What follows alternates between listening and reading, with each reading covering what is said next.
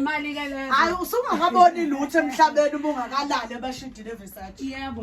Hawu Nkosi uzongikhumbula kanye nje Versace. Akhona embhedeni wami kodwa wasezweni. Osezweni. Yeah. Bokushothele phela isikhombe. Umbhede wasezweni awazi umbhede odumile. iVersace. Sesashamashedi. Akukhona na wasuke khona kusho njani nake inile ngawazi. Bede wabi iskepe. Hayi ke uyaqala phake manje. Emzuzu ishumi nane phansi kuma hora lesihlanu singena kusoke isihloko sethu masithi ke siyayiphilela. Siyayiphilela impela Zimdola naku ke indaba la. Asiyimbi bakithi. Asixabani. Uzela nje asixabani. Ngempela izothiwa indaba yamadoda anesibindi sokucela imali emantombazaneni. Indoda isho ngelikhulu nje iqolo ithi ngicela ungifakele u250 lapho mama. Hayibo kanjani nomuntu acela umfonele ngoba kanayi airtime ngeqholo nje eshimpela phezulu. Futhi okubi abasenawo namahloni ukuthi umuntu abhale nje naku status sakhe Zimdola bhalathi hey akunalo ngishilo isent aningifakeleni lapho iwallet intombi yakhe ithini njengoba ke yena ebhala kanje ku status sakhe se WhatsApp asisho ukuthi asisho imali yokwenza into esile mhlambe nje usuke udinga ukwakha nani mhlambe yileyo singayizwa ukuthi ayidinga ukwakha manje ucela imali airtime.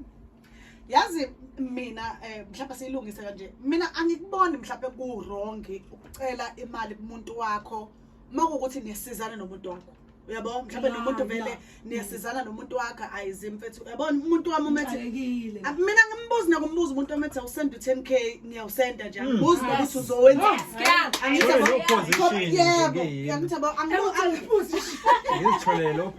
angibuza nokuthi uzowenzani because mina naye ngiyamazi ukuthi ngiyacela isidingo singeke ngiyazi nami umethi mangithi 20k ukuthi mina ngiyanyuka ke yabo kodwa vele nama ke ukungibuza ukuthi ngizowenzani kodwa inkinga iqala la usunuba nje ngoba nakho siyazana siyakwathapana Zim ngiyabhesteya no no 300 kanjani kunani ngoba phela uyangisupporta siyazana ukuthi ngithenge imali bonke uyindoda isithunzi sakho njengendoda isithunzi sani ngibe ngizehlisa isona sithunzi ke wahlelani mangizehlisa mangidinga usizo ngicela ngithi awuphonze lapho wabhesteyani uyindoda ngoba indoda idla imhlathi nje idla inhloko ubhesteyani uyindoda nasho 50-50 washo nina ngithi siyefana manje kuyabhedeka kwenziwa yonke into akunankinga ukuthi njengoba usho Zimdola ukuthi abacela imali makuthi ngempela isidingo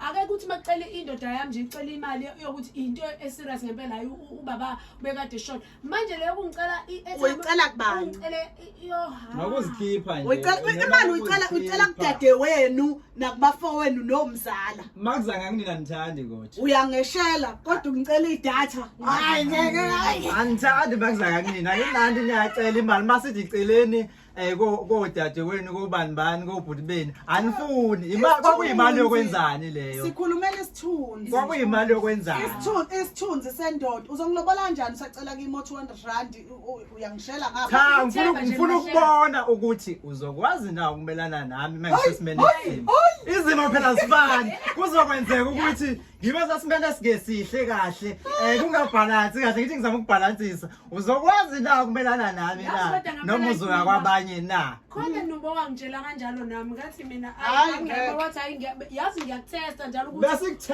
uzokwazi yini wena ukuthi mangine inkinga nje ungangithesti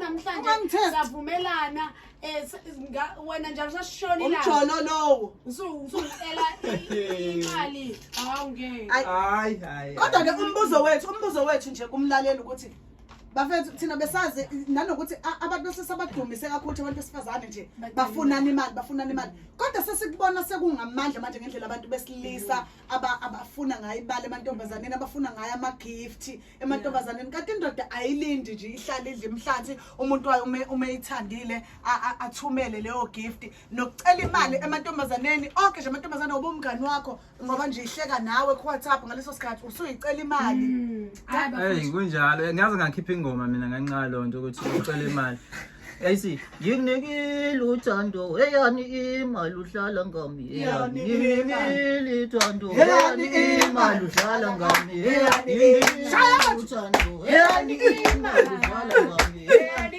imali uthando uqinisa ukhona abantu abathanda ukwenza into eyibenza Yebo. ngikunekile uthando yani imali udlala ngami yani imali Wangikhiphela yona leyo nto ukuthi khona abantu abathanda ukuxakekisa nje ngenaphi imali othandweni wona. Umuntu mayekuthanda akakuthanda ngenhliziyo yakhe. Angakuthandi for imali yami izumbulu mangithi no 1000 soyosondela ke kumina uhambe nami ke ngoba ngibalansila. Hawu soyonsikomota ke. Hawu.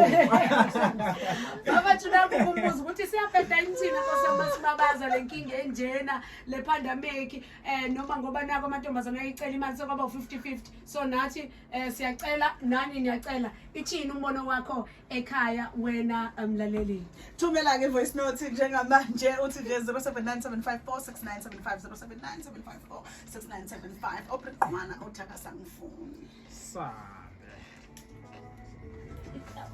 hayi